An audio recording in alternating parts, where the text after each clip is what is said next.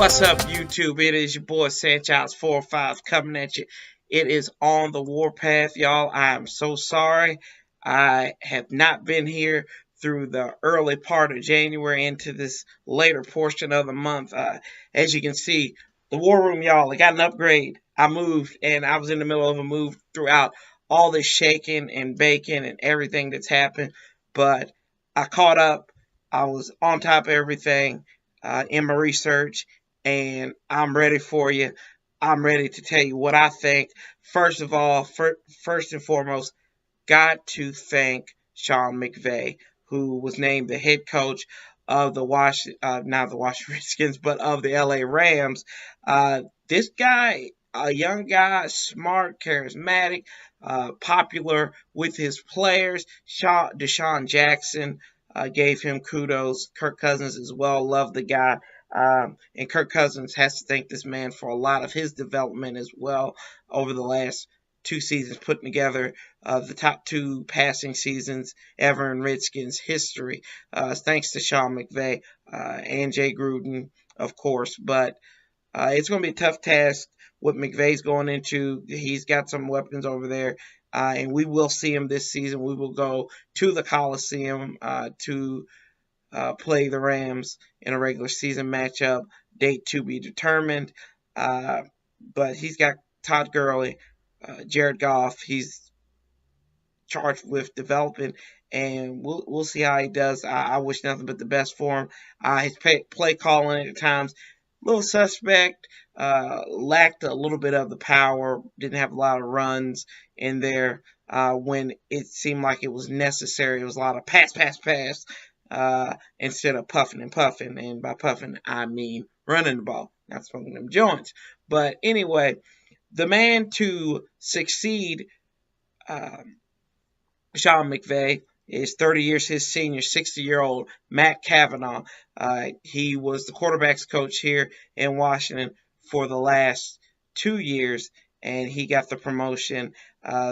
A lot of thinking was that it was going to be internal between. I thought it was going to be Bill Callahan, but apparently he didn't want it, and Matt Cavanaugh got the nod. Of course, this means that Matt Cavanaugh won't be calling the plays. Jay Gruden will reassume primary play calling duties on top of being the head coach. But that's what he learned from 2014 is gotta have OC, gotta have a quarterbacks coach as well. A little bit about Matt Cavanaugh. He's part of the 76 national championship team for the Pittsburgh Panthers, where he was part of the role with Tony Dorsett, so he was the second fiddle in there, and we know all about Tony Dorsett.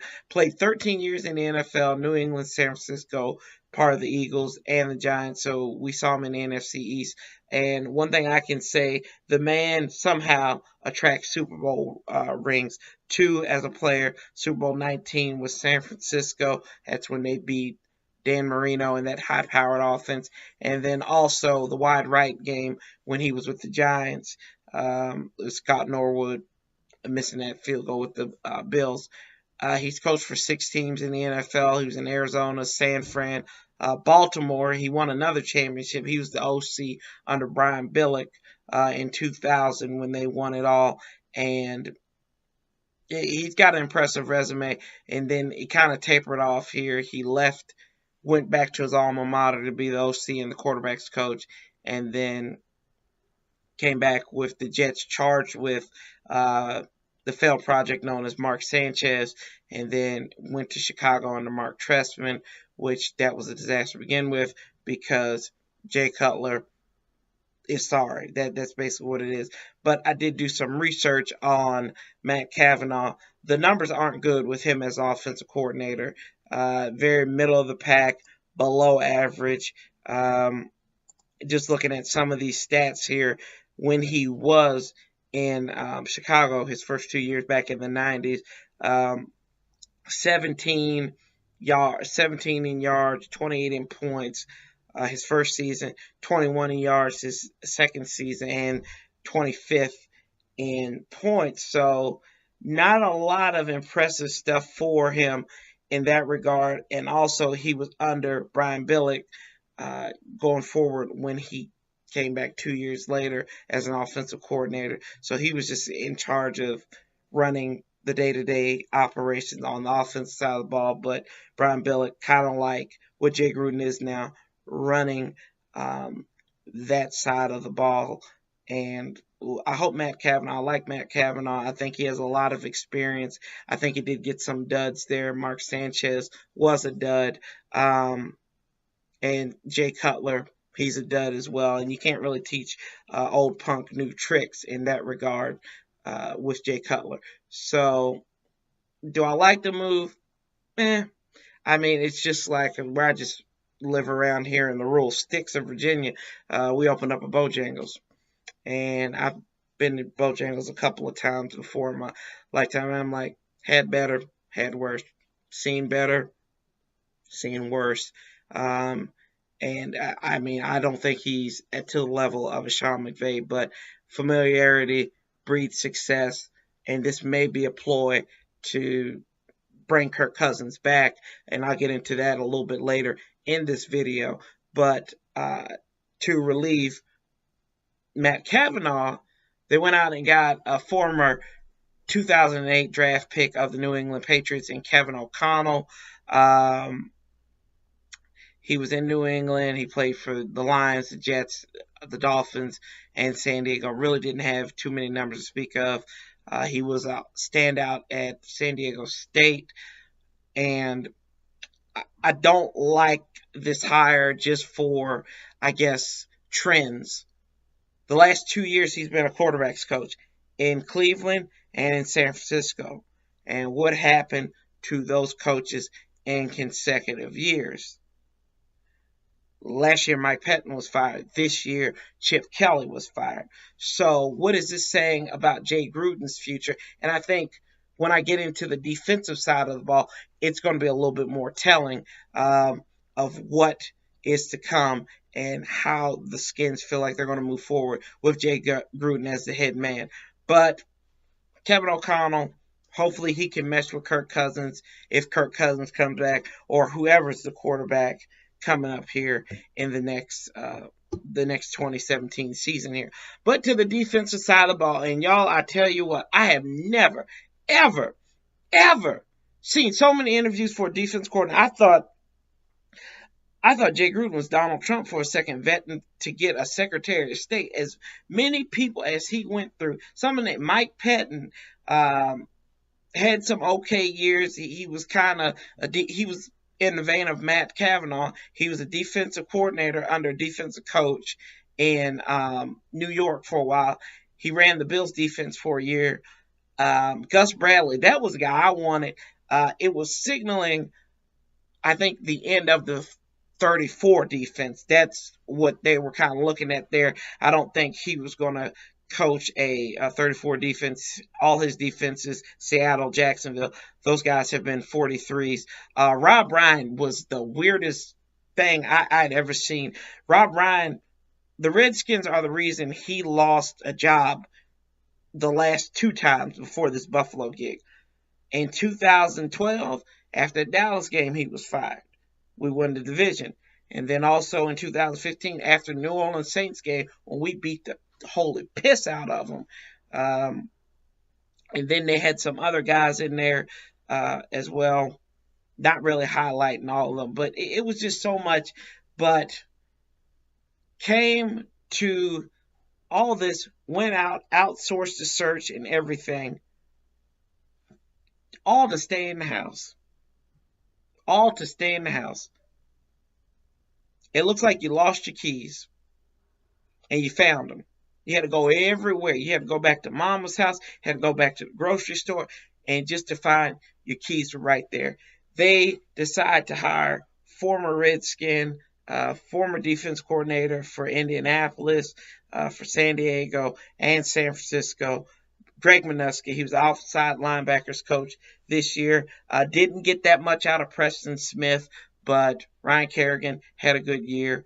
Also, Trent Murphy had a good year when he moved back to that outside linebacker spot. And I just think I'm not a fan of this move. This is the telling sign that I think the Redskins may be in a little bit of trouble in regards to their head coaching position. Whether it's Jay's playing on this 1 year, he could be a lame duck coach. We really don't know. And from my perspective, Minuski, he's been a good linebackers coach. He started out coaching with Marty Schottenheimer in 2001 as a Redskins linebacker coach. He's had 2 tours in San Diego, one as linebackers coach, one as the defense coordinator back in 2011. San Francisco is where he made his money. He molded Patrick Willis into the linebacker that he was. But when he was in San Francisco, total defense is 25-13, 15-13. Not bad, middle of the pack in the NFL. The 25, I will give him a pass on because that was Mike Nolan's last year, and that was Mike Nolan's last full year in San Francisco. But after that, they were top 15. Not bad. Something we need there. Points, they were 20, 23, 4, and 16. So those last 2 years of the Mike Singletary regime, those numbers kind of built it up a little bit. In Indianapolis, his defenses were terrible. Just for the main part of only one time they registered in the top 15. That was 11, and that was in 2014. But I mean, they were averaging 26, 29, and 26 his last season, which was in 2015. The points, not that much better, 21 in points. He was top 10 in points there, 19th, 25th. I don't know if you want to say it was a lack of talent or whatever in Indianapolis, but the man has had some failed stops there. San Diego, 1 year, he was the defense coordinator. I believe that was Norv's last year, if I'm not mistaken. He had 22 in point defense and 16th in total defense. There, they finished middle of the pack, and they finished with an 8-8 record. Jay Gruden has to hit a home run on this last defense coordinator. This is his last chance to get defense coordinator. I honestly believe Greg McNusky has to hit a home run. This has to be a top 15 defense. It's no ifs, ands, or buts about it, or Jay Gruden won't be the head coach of the Washington Redskins, whether you're happy about it or not. I like continuity. That's why I believe big in sticking with Jay Gruden. I don't think Jay Gruden's done enough, but I don't think he's done too much to lose his job. And even in the interview, it was just so telling of what, like, he's in trouble. This was something I took from CBS, and this was Jay Gruden's quote. I interviewed a lot of people, took a lot of time. Greg is obviously very familiar with our team, and he has a lot of confidence in the players that we have. Jay Gruden, he said this at the Senior Bowl on Thursday, and he coaches with a lot of passion, and I want the defense to take on the personality of the coach. And I feel Minuski gives me the personality that I'm looking for. To me, if you knew Greg Minuski was your guy in the beginning, this is common sense. If you know somebody's your guy, why did you go out and look for so many other people? He's a Scott McCloughan guy. Why do this? It makes no sense to go out, cast a wide net just to stay at home. I don't get it.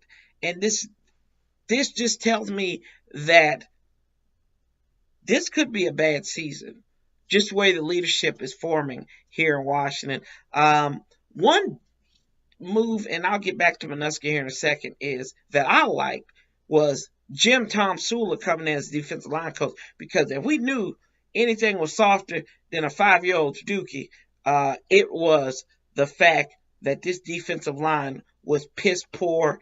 It was awful. It got pushed around. It could not get any pressure. No penetration. Jim Tom Sula has a career of building great defensive line. He's a hard worker, lunch pail type guy, blue collar type guy. They need that. The defense line needs that. He needs to develop that talent that we have there, whether it's bringing in Chris Baker again, whether it's getting somebody out there. If Pretty Ricky stays there, a guy that he's familiar with. Looking forward to seeing what Jim Tomsula can do. But going back up to this defensive coordinator thing, what screams out that this was a great hire with Greg Minuski? Nothing. Nothing whatsoever. Still don't have a defensive backs coach after you fired Perry Fuel. Don't know where that search is going. But Kirk Ovalvadati stays. Jim Tomsula gets that D-line position. And I'm a little floored by it. All this time we wait 2 weeks just to stay in house. That makes it just makes no earthly sense. And the numbers speak for themselves. Minuski at best is an average to below average defensive coordinator. And even going to offense coordinator, I think Matt Cavanaugh, while he's a great position, where he's a good position coach, average to above average, he's a piss poor offensive coordinator. And they don't scream out to me as, hey, these are guys I want to lead, but more of like, hey, we have a sand wedge there. Can you come in here and fill this role for 16 games next season? And it's just so concerning. It's so damning. And even going back to the contract situation with Kirk Cousins, Deshaun Jackson, Pierre Garçon, do they want to come back? Did they want to rebuild? Kirk Cousins, he's sending hints, y'all. And guess who's going to San Francisco next year? Kyle Shanahan. Once the Super Bowl's over with, he will become the head coach of the San Francisco 49ers. That's where this chatter is coming from. And I think I see why folks are on here talking. Maybe it's best to let them go. I think that it's just foolish and it's short-sighted that we have to sit here and do this all over again. We finally have something that we can hold our hat on. If the man has a running game and a halfway decent defense, he's got to have average runners and an average defense.